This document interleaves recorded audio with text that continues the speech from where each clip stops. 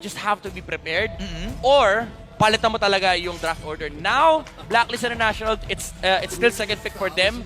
Wala na yung Fanny. Open yung Nolan, however. And if ibaba nila, lalabas yung backshot from AP Bren. And nakakatakot din kasi hindi lang to stick sa jungle role. Nakita natin kahapon sa laro ng AP Bren at RSG na ginagawa nilang XP yung backshot. So, binago na ng Blacklist International yung drafting pattern. This is a new variant for Blacklist International. Pero again, open ang Nolan. Ayan na, Nolan. In-open pick. both. Parehong bukas. Nolan Baksha. and Baksha. There you go. So, makukuha lang ito ng... hello. Nakukuha to. Wait, sorry. Open ang Edith, Oo Open nga. ang Edith. Oh no. It's a very good hero to deal with the Nolan, even though yung catch hindi ganun ka-reliable. Pero open, sasabi ko lang, open ang Edith. There you go! Ayan Paramis pick for Blacklist International. Nakakatakot dito, may Edith Valentina, ang AP Bren. Yun nga, no? Kasi, again, yung Valentina na to, hindi lang yan na... hindi lang dahil doon sa Netherrealm na meron itong Paramis, kundi sa mga future heroes pa na pwedeng kunin dito ng Blacklist International. Kung edit na kukunin nila, isa sa mga option dito is the Terisla para kay Edward. Lilia! Ay, wow! Counter na. Sabi sa'yo may nakalatag eh. Wow! Siya maganda rito for Blacklist. Pabor na pabor ang first pick para sa AP Bren ngayon kasi parang nakukuha nila kung ano ang kanilang mga gusto at nasusunod din yung kanilang mga plano. So, andyan yung threat ng Lilia ni Kapitan na kahapon ay ginamit na rin niya for Blacklist International and for their third pick. Iksha. Open pa naman yung Iksha na sinasabi nga rito and as well as yung iba pang mga explainers kasi parang ito yung time na maluwag yung options ni Edward as compared to the first few games. Pero Unless gusto mag-Claude ng Blacklist International. Claude? Iksha Claude yung nakikita ko rito eh. Kasi yung Brody Bruno parang mahirap eh. ayun. Okay. Arlot against Edith. Against Lilia and in theory, maganda yung concept ni Arlot versus Nolan. Pwede. Pero ako kasi personally, I've played the match. Hindi ganun kasama yun for Nolan. Actually, medyo burstable yung Arlot. Lalo kapag yung build ng Nolan is yung Hypnosis Malefic Roar. Tapos ang nakakatakot dito, may kasamang Edith kasi Nolan. So, yung backline access ng Blacklist International, hindi siya ganun ka-reliable. Although, yung peel, nandun pa rin. Conceptually speaking, yung teamfight ng Blacklist International ay lumalaki dahil lumalakas yung peel nila. And of course, yung damage overtime nandyan because of the Paramis. Napapatagal din yung clash. Alongside the back, siya yung sustains frontline. Ang worry mo talaga dito is yung tuloy-tuloy na pagdagdag ni AP Bren ng burst damage alongside do sa jump ni Edith. So I think you have to also be concerned about the Beatrix still here from AP Bren. The Beatrix and the Brody. So medyo warranted yung Brody Brody or Beatrix ban from Blacklist International. I like the Hilda ban para lang masigurado nila na walang panggulo dito kay Nolan sa early game. And hindi rin nila kasi alam kung nag-heal daw si Rena J. And for the longest time, pag tinatanong kung ginagamit mo ni Rena J ito, pinipick niya kagad. No questions asked. Talagang pinapatunayan ni Rena J na kaya ko yan. So again, Blacklist International, last ban. May Brody, may Beatrix. Yung Bruno, pwede nilang kunin actually. Or Iksha, still. So nandun pa rin yung road na yun para sa marksman ng Blacklist International. Kasi mauuna sila sa second phase. First pick sila, pwede nilang kunin either the Bruno or the Iksha. Yeah, pipili na lang sila kung ano ba ang mahirap para sa kanila. Pero parang ang aalisin nila dito is the Bruno. So parang yung Iksha route ata ang gusto nila. Yung Iksha talaga. Iksha, Irithel... Ang worry mo, pag binanong AP Bren yung Iksha dito, nakakadya. Hindi. Inopen. Hinayaan pa naman ng AP Bren dito. So again, the options are still there for Blacklist International. Boss, pag nag-Iksha to, nangangamoy Claude Ganda nung kajaban. Oo nga eh. Aside sa anti-Nolan, ito yung nag-iisang catch laban sa Claude. Hindi rin ganun ka-reliable yung Franco, of course. So, Blacklist International, meron kang Claude, meron kang Iksha. Might as well save your marksman for the last. Siguro maganda kumuha muna ng room dito. Nakikita ko yung Rafael or Minotaur, maganda pa rin. versus Nolan and Lilia. Although sa late game medyo mahihirapan ka. But of course, yung Rafaela kasi meron pinaprovide na movement speed and yung Yes. heal para at least may sagot ka sa mga glooms na lumalabas kay Lilia. Yun nga eh. Tsaka may Kinuwin. ano na rin eh. Uy, pero hindi eh. Unahin na nila dito yung Brody. Pero going back to sa gusto kong sabihin, yung holy healing niya kasi may anti-slow na rin. Yes. So yun yung parang pwede maging sagot talaga dito. Pero fourth and final pick ng AP Bren. Iritel. Nang tanong talaga kung nag-i-ick siya sa Super Marco eh. May Iritel, may ick siya. Ik siya ba, boss? And I think pwede kang kumuha ng Minotaur din dito for Ogwen para may pansagot ka sa Netherrealm. Aha. So far, Ay, may Yuzong. Yuzong?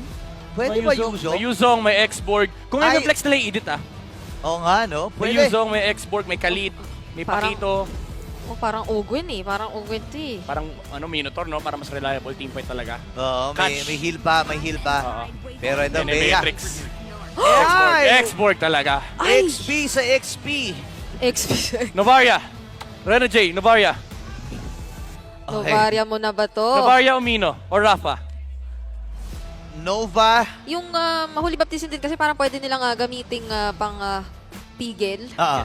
Although, magtatakot ka kasi sa burst talaga dito ni Kyle TZ na pwedeng maski si Rene J ay unahin. Ayan na. Yan yung Well, Rafa. they will still go for the Rafaela naman pala para sa kanilang last pick. Alalay talaga ang kinakailangan nilang isa-isip dito dahil very crucial yung match na to para sa kanila. Yeah. Maganda yung Rafaela kasi na-amplify yung damage over time nila. And it also helps versus the Lilia and the X-Borg. Kumaga mas napaganda yung Rafaela last pick for the side of Blacklist International. And well-rounded yung draft nila. Although wala sila masyadong tank, meron naman kasing back siya. Yung jungle back shot, literally tank yan. So, hindi mo kailangan isipin yung Romo na kailangan mag-tank kasi with the Tortoise Poisons, 50% ng damage na ibabato mo sa kanya, tinatanggal niya sa history ng game. Siguro nakita ko lang na downside doon since yung frontline mo is jungler. Parang prone ka sa instant burst para dito sa Nolan, di ba? Yeah. Alam natin early game ang bentahe talaga ng Nolan. Yes. Ikaw, Mendeg, ginagamit mo yan eh. Pinakitaan mo nga kami ng mga malulupit na Nolan mo. Ay, boss. grabe. Actually, okay lang din yung okay lang din yung back shot laban sa Nolan. Kasi again, okay. if you pop the Tortoise Poisons, tapos trinay kang i-burst ng Nolan, hindi rin siya ganun kasakit. Pero parehas kayong masaya kasi kung ikaw yung Nolan na force out mo yung Tortoise Poisons. Poisons. Tapos syempre kung ikaw yung back shot, pag nadikitan mo naman yung Nolan, mga force out din siya mag-ulti. So nababawasan yung kanyang burst potential. So 50-50 naman yung matchup na yan. Could this be possibly a better game for Blacklist International? Lalo pat ngayon, kumpara sa mga naunang laban, ay tila ba mas meron na silang access sa paghanap ng AP Bren at sa kung saan sila posible at potentially manggagaling. There's the Rafaela as well as the Baxia Shield Unity nga na meron dito si Sensui. So titingnan natin kung paano nila i-maximize ang composition nila right now dahil ang AP Bren inuulit-ulit kanilang pagsasama sa early. Super interesting tong emblem choice ni Kyle TZ. Aha. Naka-Impure Rage, Weapon Master, and then yung Strip. So talagang amplification ng damage sa early game. Para lang siguro mas mabilis siya makuha yung Snowball. And it does help in controlling these heroes on the side of Blacklist International. Kasi every bits of damage ng early game, kailangan mo dahil nga may Rafaela yung Blacklist International.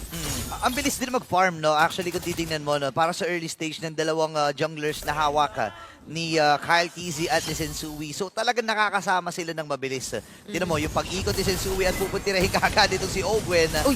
Mahahatak.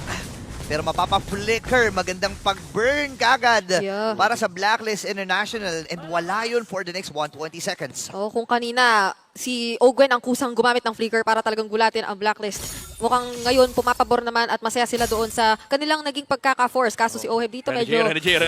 Okay. Okay, bush. Ayan. Galing, Bush check galing, lang. Check bush. Galing. Alam niya. May check push muna at naagaw pa yung crab coin doon. 10 seconds bago mabuhay yung unang 30 ng ating game. Pero parang gusto muna nilang kumuha ng isa bago pumunta doon. Talagang pinanindigan nila dito sa bot si ah. Oheb. Flicker na gamit kagad. Up to now, first blood goes for the side of AP Bren. Even using the retribution para lang sigurado na makukuha nilang kill dito kay Oheb. Ganda ng bantay ni Rene J sa purple buff. Alam niya na ang kasunod doon ay invade. But still, they're not gonna be able to stop AP Ganda Bren. ng trade. They're not gonna be able to stop AP Bren from getting the XP for Kyle TZ. So medyo pantay yung nakuha nung Nolan dito pati na rin nung back siya. Yeah. Malinaw na may nag-exist na trade dito mula sa AP Bren despite them letting go of that turtle. Unlike yung mga nakikita nating palitan during the first few games. Pero hindi pa naman sobrang na-establish yung kalamangan na mayroon dito.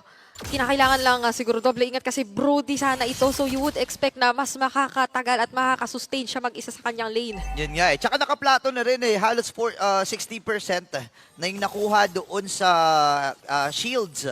Diba? Doon sa torre sa may bandang ibaba. And ang ganda ng naging setup doon ng AP Breno. Binigay nila yung turtle. Pero again, ang downside lang nun may extra shield para sa Blacklist International.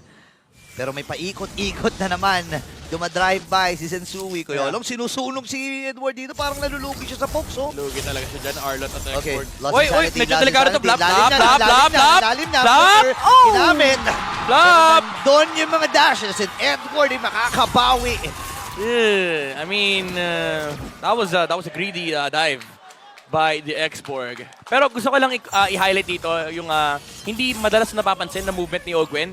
Yung ginagawa niya pag half map, it does limit yung movements na nagagawa ng Blacklist International and nawawala yung access nila sa gold lane kasi kanina pa binabantayan ni Ogwen yung bush sa may riverside papunta ng gold lane. Kaya naman kanina pa safe si Super Marco. Even though may drive-by yung back siya, ang hirap kasing tawirin yun na hindi ka nakikita ng edit. So karamihan sa drive-by ni Sensui kinakancel niya kasi napapansin siya ni Ogwen. Kumbaga may CCTV camera yung AP Brand doon sa may mid lane. Oh, Edward! Uy, 1v1 ha. Pero nandun yung final slash. Parang lugi ata si Kyle dito ha. And Edward! Pangalawang kill! Para Oy. sa kanyang bulsa. Hindi ko alam kung for the past minute or for the past 2 minutes yon, pero clearly nakakakuha na ng kalamangan ang Blacklist International from the solo kill na nakita natin sa XP lane up until yung pagbigay nila ng energy shields dito kay Oheb na ngayon ay mukhang i-convert nila into a fast take of this turtle. Wow, sumubok pa doon eh. Nag-primal rat pa itong si Ogwen. Pero again, yung early snowball ng isang Nolan ay mapipigilan ng Blacklist International. Pero parang hindi sila mapipigilan na 4-man gank para dun sa may bandang yung ube. At dito rin yung ube. Tumama doon yung ultimate mula kay Edward, kay Renji rather. Makakaplato si Oheb at makakabawi din. Nakatabla siya in terms of gold na nakuha. Pero iska pa muna ang Blacklist International. Ito na yung confidence na nakikita natin with the change up on the hero. Signature, ano pa rin naman to? Signature picks pa rin coming up from Blacklist International. Pero with the change up in the support role with the promise, ramdam ng Blacklist na mas maga yung group up natin ngayon, mas capable tayo in terms of actually dealing with the head-to-head collision ng AP Bren. And even though napakataas ng damage ng AP Bren, no, with the upcoming Blade of Despair from the Beatrix and of course yung physical penetration ni Nolan. Again, nandun din kasi yung save factor ng Netherrealm ni Yue. Kaya naman very confident yung Blacklist na gumalaw sa mapa ngayon. Ang laki ng naging jump in terms of confidence ng Blacklist International with just these changes na ginawa nila sa kanilang pag-draft kanina sa nauna nating nakitang laban. At may malinaw rin tayong nakikitang kalamangan in terms of level at sa pangunguna dito sa XP lane natin. Kaya naman nakakakuha ng advantage ang Blacklist kanina pa. Pero for this upcoming turtle, titignan natin kung ano ang magiging takbo ng laro dahil unti-unti namang binabalik ng AP Bren yung kung ano ang ginagawa nila kanina pa. Yeah, and nakita natin na galing sa taas si Kyle TZ. Pero si Yue ba? Ang kanya bubunterihin? Hindi. Pero si Ogwen ay mapapa-primal rat. Mga ultimates na na-burn para sa kay Sensui at kay Ogwen. Yeah. Kaya lang sabi nila, okay, next natin si Super Marco. Flicker na gamit na nga kagad. Sexy naman nun. And 3 turret doon sa may bandang iba. Ay, hindi. Nakuha pa. Hindi susuko si Oheb dito. Hindi siya aalis. Hindi nakukuha. Kinailangang makuha na nila yon. Napakarami na nilang nagawa para masecure yun na may flicker ding na na-burn para kay Super Marco. So now, isa na namang turtle yata ito na masesecure ng Blacklist International. Hindi na makakalapit si Cartini. Ang bilis mag-wrap up ng momentum ng Blacklist. Again, yung confidence just to go on the objective take on the bottom lane dahil hawak nila yung Paramis and na-burn din yung mga spells on the side of AP Bren. And also because of the Edward factor ng early game na yung Exborg hindi natin nakikita na i-utilize ng early game dahil nga yung shutdown na ginawa ni Edward dun sa lane na yon. And it does amplify yung mid-game presence ng Blacklist International because now they can actually start grouping up. Hawak na ng Brody yung kanyang Malefic Roar. Ngayon, nakikita din natin Super Marco hindi rin naman nagpapahuli. Bili agad siya dito ng Swift Boots. Ngayon, iit siya balibag itong si Edward Sensui. Oheb dun sa may bandang itaas, tumabaho na rin. Mapapalos insanity si Pla para lang tumakas doon sa tatlong members mula sa Blacklist International and mukhang makakabasag muli.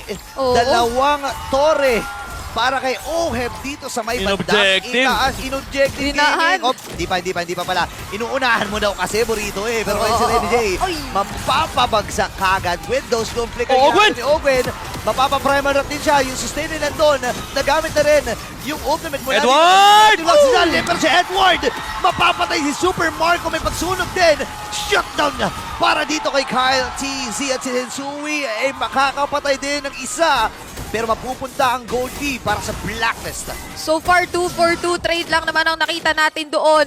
Pero ang nakakuha ng mas maraming objectives prior to that clash, Blacklist International. Yeah. Ang ganda pa nga nung re-engage ng AP Bren, Ogwen with the outplay. Pinikera niya yung Brody sa likod. Pero again, Legend Zero with the classic Legend Zero things, Edward things, instead of actually helping out the Brody, patayin mo yung damage dealer. Kasi if wala yung damage dealer, wala nga naman yung follow-up. Grabe, sobrang dikit naman itong Lord Control rate na to. 0.2%. Ibang klase. Pero again, going back, yung ginawang commitment ni Edward doon, kung wala nga naman kasi yung Beatrix, and na-commit na rin yung Bennett's Rage, wala nang papatay doon sa Brody eh. So nandun yung idea pa rin ng Blacklist International na yung mga individual jobs nila, talagang tinatrabaho pa rin nila, and Edward shutting down ng Beatrix, won them that skirmish for Blacklist. Oh no. Yue dito kalahati yung buhay. Habang yung Lord hinahawakan pa rin dito ni Sensui. Yung instinct niya. Pero sabi dito yung instinct ko, buti na lang. Andun yung favor na heal pero hindi aabot. Dahil mamamatay din siya Lost Insanity. And yung daring of skills mula sa AP Bren ay tuloy-tuloy lang talaga hindi tumama yung snipe para kay Renny J pero babagsak. Itong si Edward, 2-man down. Para sa Blacklist International, right opportunity para sa AP Bren. Nakunin ng mabilis itong Lord na ito. Ito yung benefit ng meron kang assassin. Nag-overstep lang si Oheb doon sa may middle lane. Tinamaan kagad siya ng full combo ni Kyle TZ pati na rin ng Bennett's Rage. And being a Brody, wala ka kasing mobility spell. I mean, meron kang mobility from the movement speed na makukuha mo kay Rafaela pero hindi rin in-expect ng Blacklist na ikakasabigla yun ng AP Bren. Nabuhay pa nga siya with the Yung shield, di ba? favor, oo. Na may additional HP na nanggaling doon sa favor, doon sa blessing. Pero binalikan pa siya ni Kyle TZ even using the retribution para sigurado siya na hindi makakatakbo yung Brody nung time na yun. Yes, and unfortunately, hindi kumonekta agad yung Holy Baptism na nanggaling kay Renny J. So talagang na-secure na ni Kyle TZ doon yung kill. Kahit na na-check nila ng sobra, eto nga, nakikita natin right mid bush, hindi nila inakalang manggagaling sa kabila. Kaya naman ngayon, concealed play, gagamitin, na ni Ogwen, pero may final Edward! flash. Dumadamba din si Ogen na medyo delik sa tayo. Lost Insanity. Para kay Flap at Easy. I think nag-check lang siya dun sa may bandang ibaba. sabi ko, para sa inyo. Hindi, chinek lang niya. Chinek lang niya. Testing Nag-check lang. lang. Domestic lang. Pero wala siyang piraga. Pwede siyang puntahan dito ng... Actually, pabor nga sa kanya yan kapag Brody ka tubat mo. But may piraga kasi parang pre-hit ka sa Brody eh. Okay. Oy, pero si Sensui umiikot-ikot, naghahanap na magiging punteriya. Pero again, yung lead na hawak ng Blacklist International with a blink of an eye, 3K na kagad para sa AP Bren. Yeah. Ang problema nila dito, level 15 na yung Nolan, napakataas yung damage output. And of course, yung Lilia na tumataas na rin ang kanyang DPS dahil tumataas ang, bumababa yung cooldown ng kanyang mga spells. And palapit na rin tayo doon sa level 15. Yung Nung sagad Lilia na, na kung no? saan 50%. sagad-sagad na yung cooldown reduction. Tapos ang kinaganda pa rin yung naka-infuriate siya. So kahit hindi full combo tumama, every 5 seconds napakasakit ng kanyang mga blooms. Paano mo gagawin ang gusto mong pagsasama-sama dito for Blacklist International kung palaging nauuna na sa pagporma ang kapitan ng AP Bren at yung Glooms ay nagiging napakalaking sagabal talaga. Pero nandiyan naman yung sustain coming in from Renny J na ngayon ay meron na ring hawak-hawak na Flask of the Oasis. Yep. Itatalis mo na rin naman niya yung kanyang next item. So, yung pagtagal sa mga teamfights ay pwede mo na rin asahan mula sa Blacklist International. Yeah. Kaso ang problema nila dito, buo yung dalawang anti-heal. Yung Necklace of Durance, pati na rin yung Dominance Ice. So very limited talaga. And kahit yung movement speed, limited na rin. Dahil na may natural slow yung Lilia. And meron na rin Ice Queen 1. Kakatapos lang mula kay Few. So, yung inaasahan mong parang nagsiscale na solution mo from the Rafaela, may sagot na rin from AP Bren. So hindi rin, lalo lang humihirap yung teamfight for Blacklist International. Yung damage output nila, umaakit naman with the Brody and the Promise. Of course, yung frontline peel for Edward ay nagiging maganda rin because of the tanky items. Pero do keep in mind, yung AP Bren, very well equipped sila to deal with 5v5 skirmishes kasi hawak nila yung X-Borg, Lilia, pati na rin yung Beatrix. Yeah, ang ganda ng ginagawa dito ng AP Bren pero parang ipit si Flap dito, nakikipagsabayan, final slash ginamit. Wala yung Pirago armor pero meron pa naman siyang immortality view. Binababaran lang mula doon sa kanyang mga glooms habang Lost Insanity. Ito na yung pagsugod mula sa AP Bren. Sa likuran naman si Kyle pero sakto yung Wind of Nature. Papatay ni Oheb. Itong si Kyle TZ. Itutuloy na nila. Okay, nababagsak din. Habang Super Marco. Flicker ay nagamit niya. Pero Final Final Slash! Legend Zero with that crucial Final Slash! At tatlo ang babagsak para sa AP Bren. Tama ba yung nakita ko, nag-vengeance pa siya Oo. para umabot sa range. Oh no! Yung final slash into flicker. Wow! Oh my God. Dumadagungdung na naman ang EMV Convention Center dahil ang Blacklist International right after that clash, makukuha at masesecure agad-agad etong Luminous Lord at mapapasa kamay nila yung hampas na kasama nito sa kanilang Lord Siege mamaya-maya. Ito na yung mga outplay na inaabangan natin mula sa Blacklist International. Kung may replay lang Grabe. sana. Ayan, may Ayun sakto. na. Ayun. Sakto. Sakto. Thank you.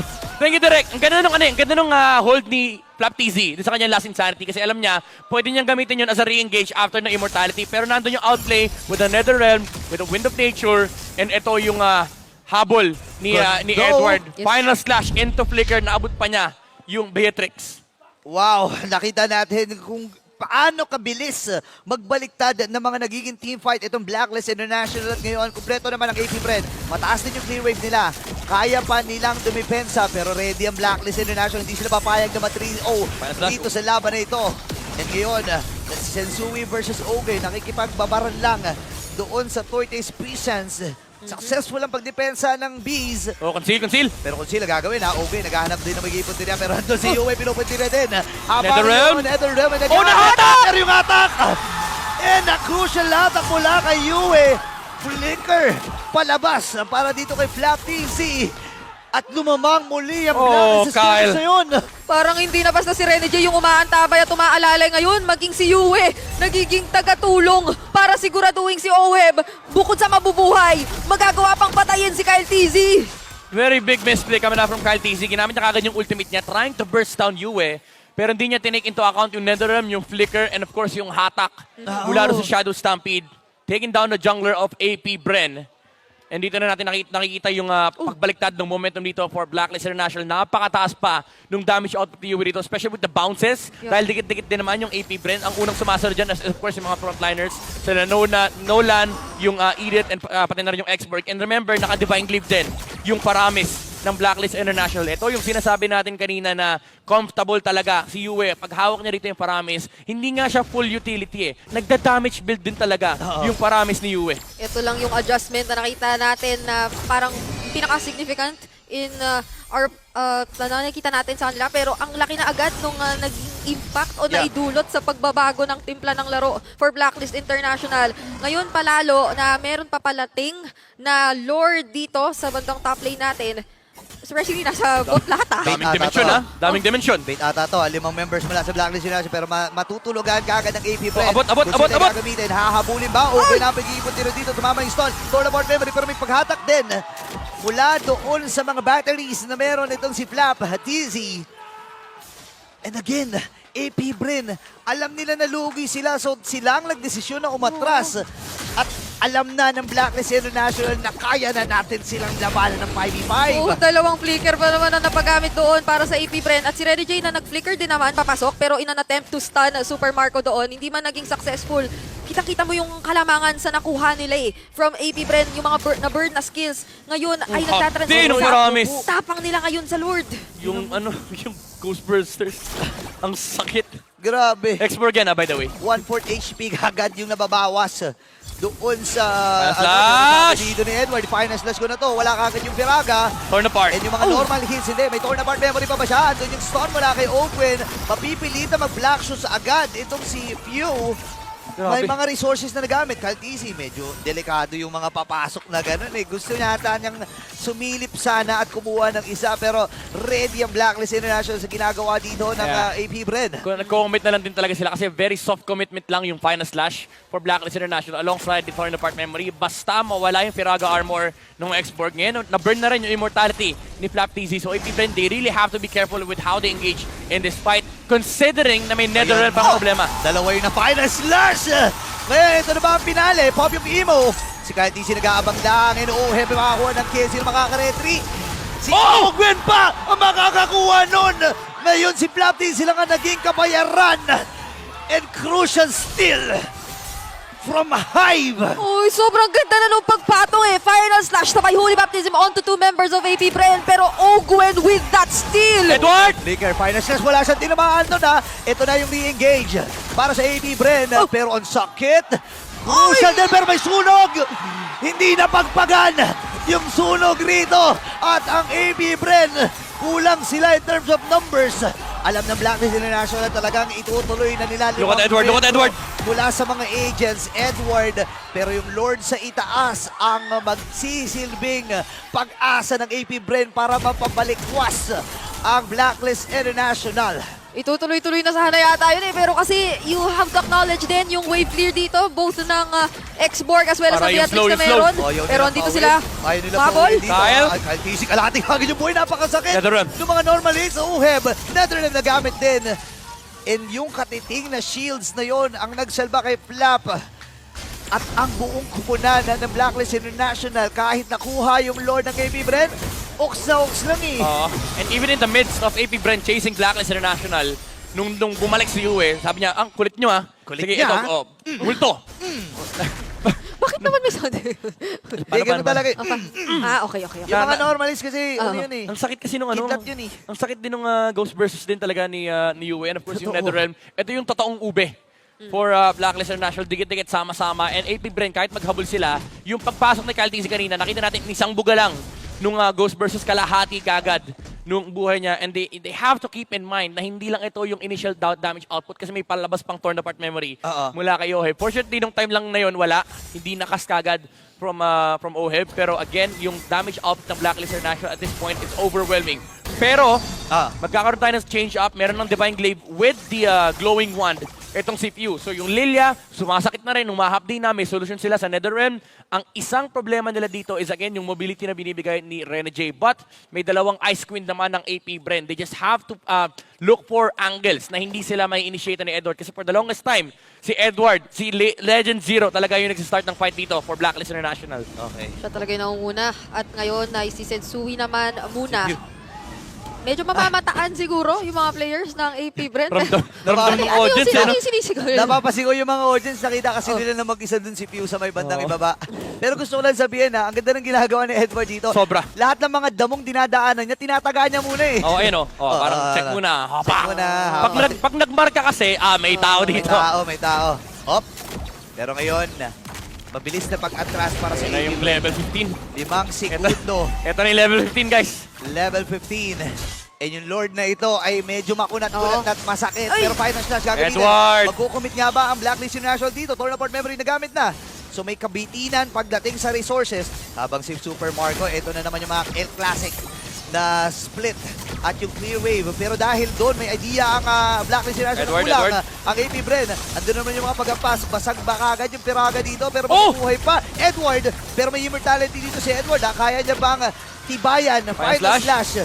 Yue, Wala na. reset ang itatawag dito ng AP Bren at Blacklist Di na pa uwin! Hindi pa uwin! Hindi nila pa uwin! Andun yung mga pagsunog. Ugwen dito, tuloy-tuloy lang. Sensui? Itong si Super Marco, tore lang. Tore lang. Thank you, the Lord. Pero makakaatras. Sensui ang babakap doon. May idea sila.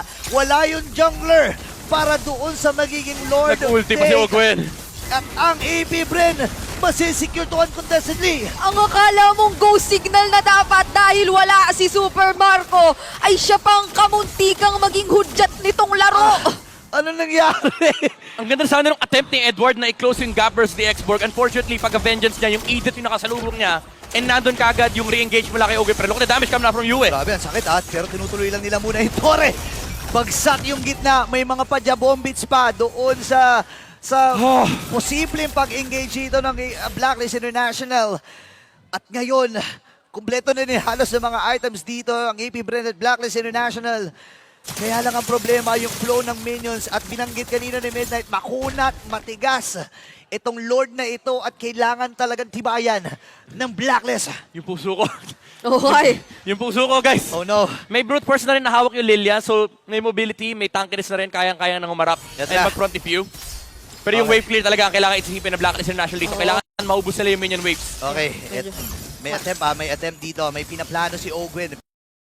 pero masakit yung mga normal hits. So may X-Borg with the Lord. Yun nga, may XP. Sa XP ngayon, Okay na, hold. sasalubungin natin si Sui. Ang ganda na pag-hold. Mula doon sa Lord Ogre, bumibase lock. Pero parang bitinata. Oh, pumasok yung minion! Pumasok yung minion! Yung mga minions. Pwede mag-base lock dito. Ang kumuna ng AB Bren. Pero hindi. Atras sila. Yung Lord buhay pa rin. Power lock! Nakikita ng Blacklist dito at ang AB Bren. Pero tuloy lang sila sa kanilang goal. Power lock! Gamit na! Oh At ang ticket patungong M5 ay masisecure ng AB Bren. The Hive! Ang AB Bren, ang inyong kauna-unang F5 World Championship representative! At nakikita nyo ngayon ang pagdiriwang ng kanilang mga supporters. And this winning moment is brought to you by our official sponsor, FWD Life Insurance. Wow! Hindi nagdalawang isip dito ang kupunan ng AB Bren. Nung nakita nila na umangat na yung minions, ikaw na natin, base lock na. Again, babalik ang AP Bren sa Worlds. Wow! Hindi pa tapos ang international tour. Ang Grabe! world tour ng AP Bren from M2 to M5.